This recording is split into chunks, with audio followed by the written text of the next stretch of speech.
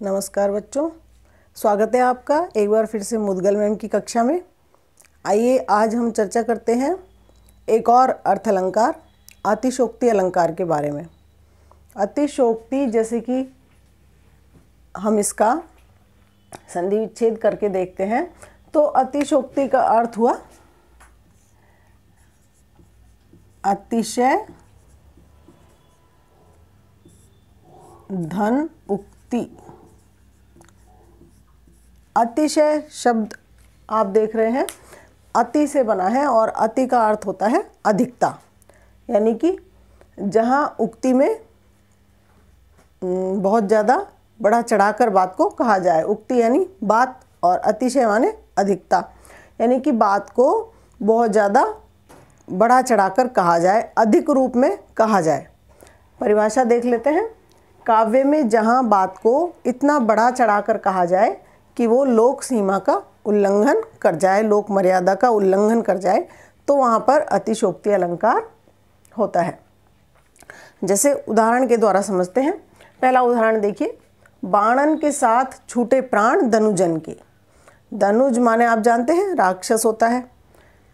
तो कवि कह रहा है कि बाणन के साथ छूटे प्राण धनुजन के। रामायण के युद्ध का वर्णन है। इधर रामचंद्र जी के जैसे ही वो अपने धनुष पे बाण धारण करते हैं और बाण छोड़ते हैं, उससे पहले ही राक्षसों के प्राण निकल जाते हैं, छूट जाते हैं। तो यहाँ पर बहुत ज़्यादा बढ़ा चढ़ाकर कहा गया बात को। भय के मारे ही चाहे उनके प्राण निकल रहे हों, परंतु बाण तो जब लगेगा तभी प्राण निकलेंगे। तो इस तरह से यहाँ बात को बढ़ा चढ़ाकर कहा जा रहा है, इसीलिए अतिशयोक्ति अलंकार है। एक और उदाहरण देख लेते हैं। देख लो साकेत नगरी है यही, स्वर्ग से मिलने गगन को जा रही। अब देखिए, साकेत नगरी अयोध्या को कहा जाता था प्राचीन समय में, प्राचीन काल में। तो ये अयोध्या नगरी के बारे में बोला है कि यही साकेत नगरी है जो स्वर्ग से मिलने के लिए गगन को जा रही है। वहाँ पर बहुत ऊंची ऊंची इमारतें थी, महल थे ऊंचे ऊंचे। उनके बारे में ये कथन कहा गया है कि यहाँ पर इतनी ऊंची ऊंची इमारतें हैं, ऐसा लग रहा है कि ये स्वर्ग से मिलने के लिए गगन के आकाश की तरफ जा रही है। तो ये पूरी की पूरी नगरी के लिए अतिशयोक्ति अलंकार हो गया कि चाहे कितनी भी ऊंची इमारतें हों, लेकिन वो गगन को तो छू नहीं सकती हैं, आकाश को थोड़े ना छू सकती हैं। तो इस तरह से बढ़ा चढ़ाकर बात को कहा गया। एक और उदाहरण देख लेते हैं। तूलनी तेलनी पूंछ जरी न जरी, जरी गढ़ लंक जराए जरी। ये भी राम से संबंधित ही है। जब हनुमान जी लंका में जाते हैं और रावण कहता है कि इसकी पूंछ पर तेल और बोरी वस्त्र वगैरह बांधकर और तेल डालकर जला दो, जिससे इसकी पूंछ जल जाएगी और तब ये वानर शांत बैठ जाएगा।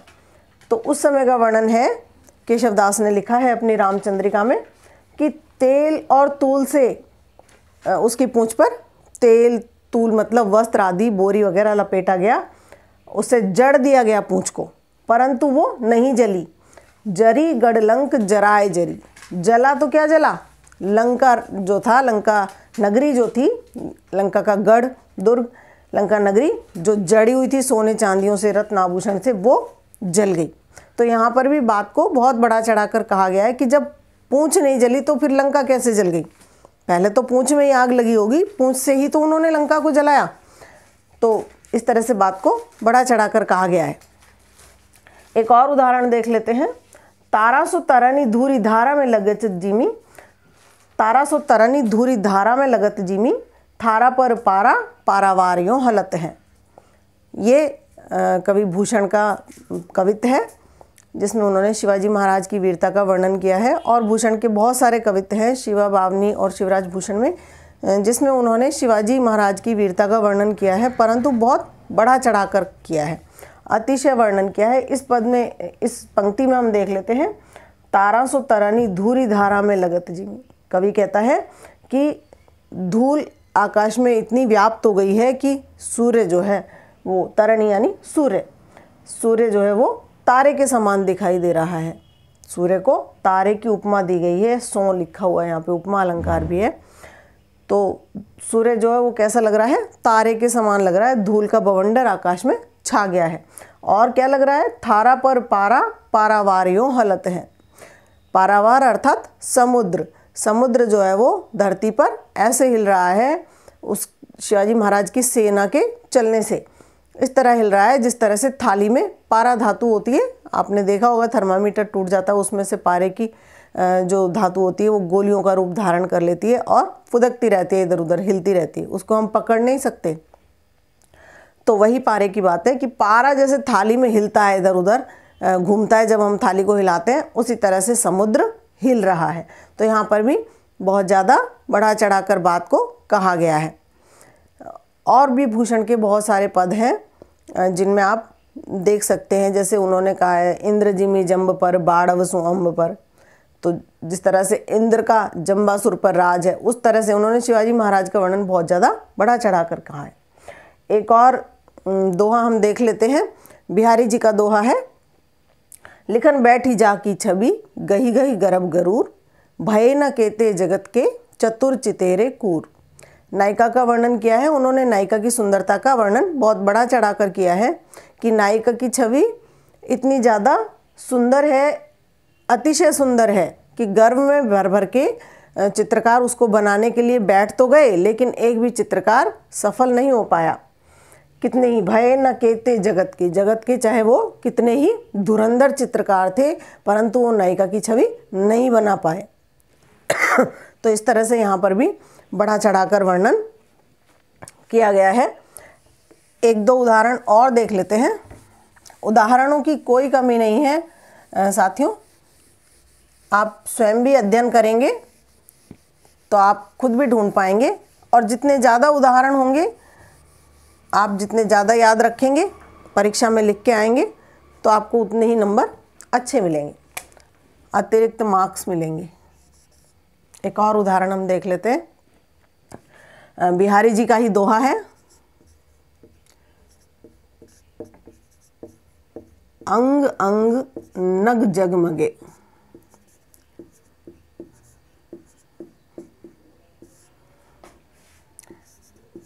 दीप सिखासी देह।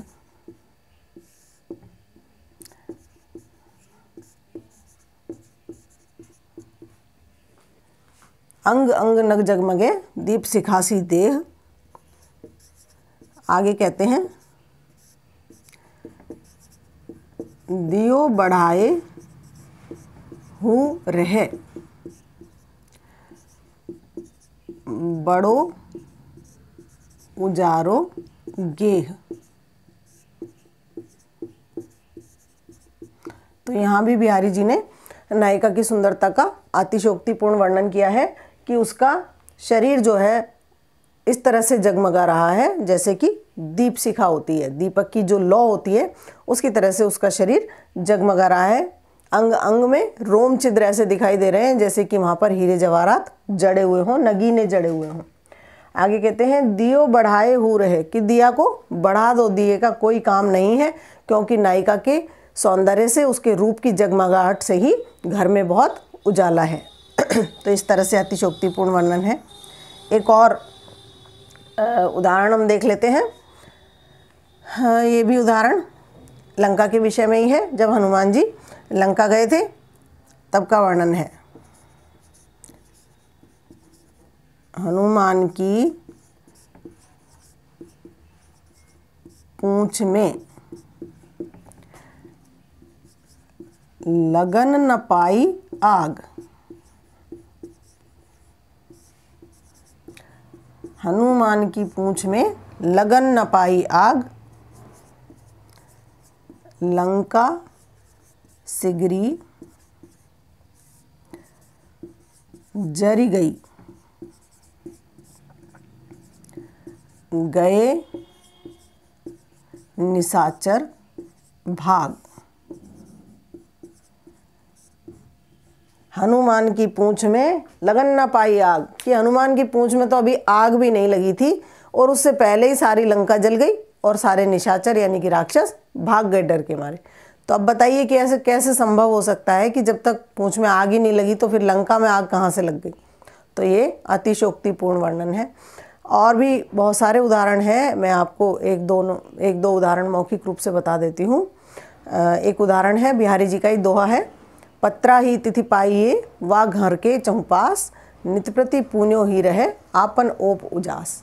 कि उस घर के चारों ओर आप पत्रा देखकर ही तिथि का ज्ञान कर सकते हैं, क्योंकि नायिका इतनी सुंदर है, उसका मुख जो है पूर्णमासी के चंद्रमा के समान है, तो इसलिए वहाँ तो रोजाना ही पूर्णिमा का वातावरण रहता है, पत्रा को देखकर ही तिथि का ज्ञान हो सकता है। तो ये अतिशयोक्तिपूर्ण वर्णन ही है। एक और मैं उदाहरण आपको बता देती हूँ। खुदारा सनम के कमर ही नहीं है, न जाने वो नाड़ा किधर बांधते हैं। तो इस तरह से ये भी अतिशयोक्तिपूर्ण वर्णन है कि जब कमर ही नहीं है तो नाड़ा कहाँ बांधेंगे। तो दोस्तों, मुझे आशा है कि आपको अतिशयोक्ति अलंकार भली भांति समझ में आया होगा। और यदि आपको मेरे वीडियोज अच्छे लगते हैं तो आप कृपया सब्सक्राइब करें, लाइक करें और अपने दोस्तों में शेयर करें। धन्यवाद।